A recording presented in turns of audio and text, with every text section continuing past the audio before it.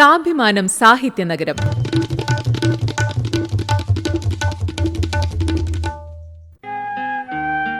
സ്മൃതി. കോഴിക്കോടിനെ കുറിച്ച് ചലച്ചിത്ര പിന്നണി ഗായകൻ വി.ടി. മുരളി.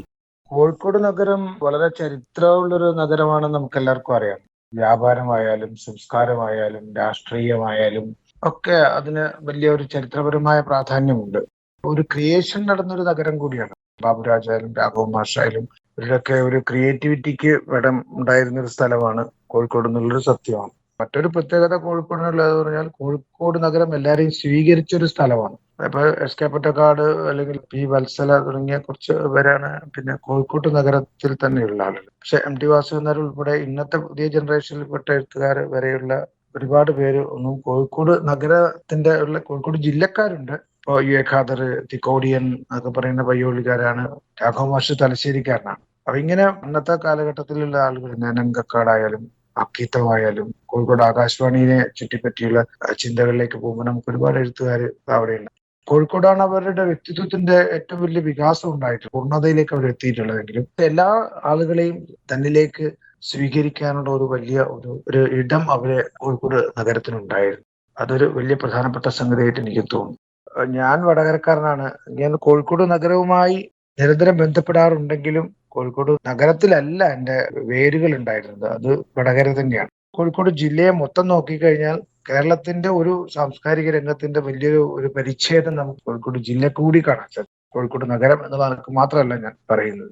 പ്രത്യേകിച്ച് ബാബുക്കായുടെ സംഗീതവുമായിട്ട് ബന്ധപ്പെട്ട് ആദ്യകാലം മുതലുള്ള പാട്ടിലേക്ക് വരുമ്പോൾ ഒരുപാട് ഓർമ്മകളും നമുക്ക് കോഴിക്കോട് നഗരവുമായി ബന്ധപ്പെട്ടിട്ടുണ്ട്. മറ്റ് പല ജില്ലകൾക്കും ഇല്ലാത്ത അത്രയും ആളുകൾ വലിയ സാംസ്കാരിക മേഖലയിലൂടെ ഉണ്ടായിട്ടുണ്ട്. കുതിരവട്ടം പപ്പും ബാലകെ നായരും ഇതെല്ലാം ശാന്താദേവിയും ഒക്കെയുള്ളൊരു ഈ നാടക മേഖലയെ മൊത്തത്തിൽ നമ്മൾ എടുക്കുമ്പോൾ വലിയ ഇപ്പൊ പുതിയ തലമുറയിൽ തന്നെ രത്നാകരനെ പോലെ അല്ലെങ്കിൽ ശാന്തകുമാരനെ പോലെ KR മോഹൻദാസിനെ പോലുള്ള ആളുകളൊക്കെ നാടക സംവിധായകരും ഒക്കെ വരുന്നു. വലിയ എഴുത്തുകാരുണ്ടാവുന്നു. നാടകത്തിൽ PM താജിനെ പോലുള്ള വലിയ പരീക്ഷണങ്ങൾ നടത്തിയ ആളുകൾ ഉണ്ടാവും. KT മുഹമ്മദിനെ പോലുള്ള ആളുകൾ. ഇവരൊക്കെ വരുമ്പോൾ മൊത്തത്തിൽ കോഴിക്കോട് എന്ന് പറയുന്ന നഗരത്തിന് നമ്മുടെ സാംസ്കാരിക ഭൂപടത്തിൽ തന്നെ വലിയൊരു ഇടം വരികയാണ്. അത് എൻ്റെ കൂടി അഭിമാനമായി മാറുന്നു. കോഴിക്കോട് ഒരു മണ്ണ് നമ്മളെ എത്രത്തോളം കലയിലേക്കും സാഹിത്യത്തിലേക്കും സംസ്കാരത്തിലേക്കും അടുപ്പിച്ചു നിർത്തി എന്നുള്ളത് പ്രധാനപ്പെട്ട കാര്യമാണ്. അത് സാഹിത്യമായാലും സംഗീതമായാലും നാടകമായാലും എല്ലാം നമ്മുടെ ബന്ധപ്പെട്ട് കിടക്കുന്ന ഒരു നഗരമാണ്, വലിയൊരു ജില്ലയാണ്. ആ മണ്ണിൽ നിൽക്കാൻ കഴിഞ്ഞതിൽ എനിക്കും അഭിമാനമുണ്ട് എന്ന് ഞാൻ ഓർക്കാറുണ്ട്.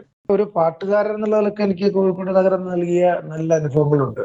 ഇത് ഏറ്റവും പ്രധാനപ്പെട്ട ആകാശവാണി തന്നെയാണ്. കാരണം ആകാശവാണിയിലൂടെയാണ് ഞാൻ രാഘവ മാഷുമായിട്ട് പരിചയപ്പെടുന്നത്. അത് പിന്നെ എന്റെ ജീവിതത്തിന് വലിയ വളർച്ച ഉണ്ടാക്കിയിട്ടുള്ള ഒരു കാര്യമാണ്. അന്ന് ഞങ്ങൾ പാടി നടക്കുന്ന പാട്ടുകൾ മുഴുവനും ബാബുരാജിന്റെയാണ്.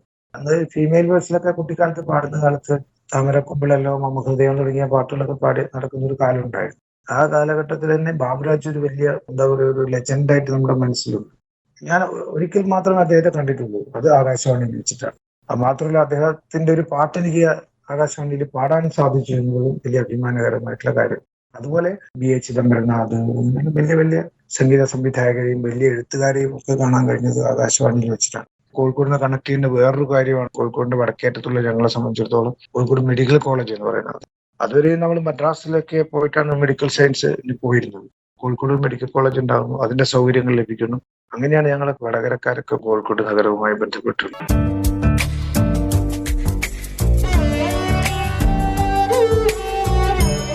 സാഭിമാനം സാഹിത്യനഗരം.